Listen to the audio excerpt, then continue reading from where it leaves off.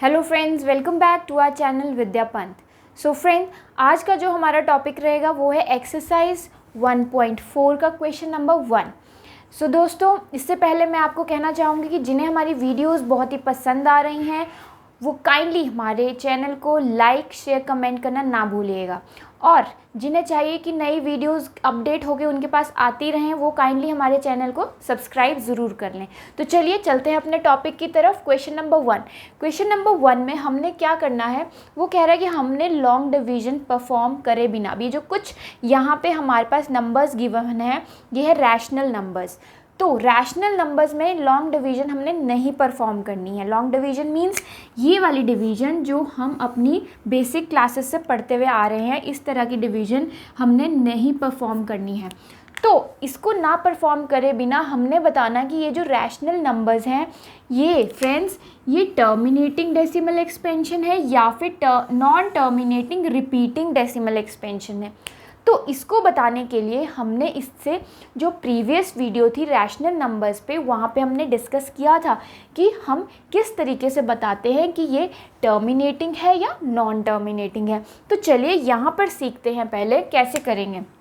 तो हमने वहाँ पर बताया था कि हमने क्या करना है, सिर्फ डिनोमिनेटर वाली टर्म को उठाना है। यहाँ पे डिनोमिनेटर हमारा क्या है, वो है 3125 और इसके फैक्टर्स बना के लिख लेने हैं। फैक्टर्स बनाना भी हमने सीखा हुआ है, ये भी हमने प्राइम फैक्टराइजेशन वाली वीडियो में बताया है। जिन्होंने वो वीडियो नहीं देखी है वो काइंडली उस वीडियो को पहले स्टडी कर लें।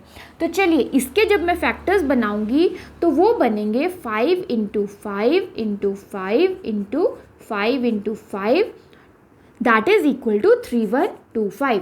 अब मैं डिनोमिनेटर को कैसे लिख सकती हूँ 5 की पावर में, 5 रेज़ टू पावर 5। तो ये इसके फैक्टर है डिनोमिनेटर के।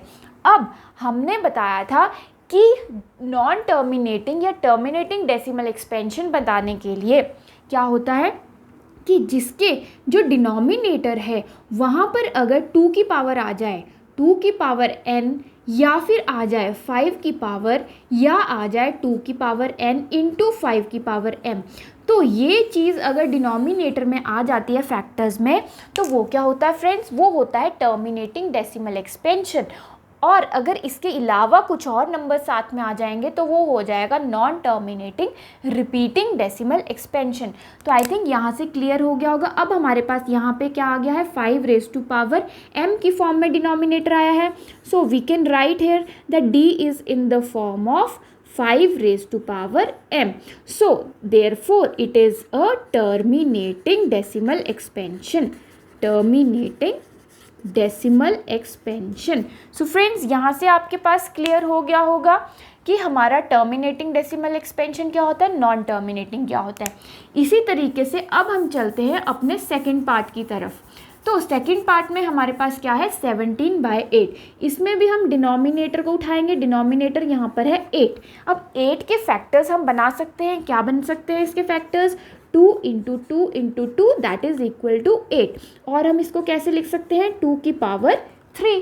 तो ये इसके फैक्टर हो गए। अब फ्रेंड्स डिनोमिनेटर हमारे पास दोबारा से किस फॉर्म में आ गया है, denominator is in the form of 2 raise to power n।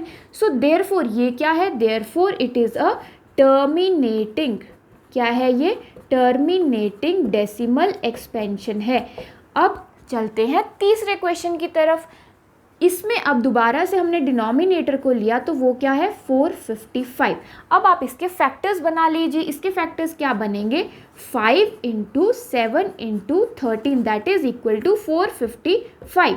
अब यहाँ पे अगर आप देखें तो हमारे पास ये वाली फॉर्म नहीं आई है, या तो 2 रेज़ टू पावर n या कुछ 2 की पावर या 5 की पावर, वो नहीं आई है। हमारे पास साथ में आ गया है 7 और 13। तो दोस्तों यहाँ से d जो है वो that is not in the form of 2 raise to power n into 5 raise to power m। So therefore ये क्या है, ये है non terminating repeating decimal expansion. ऐसे नंबर्स वो हैं, ये है non terminating repeating decimal expansion.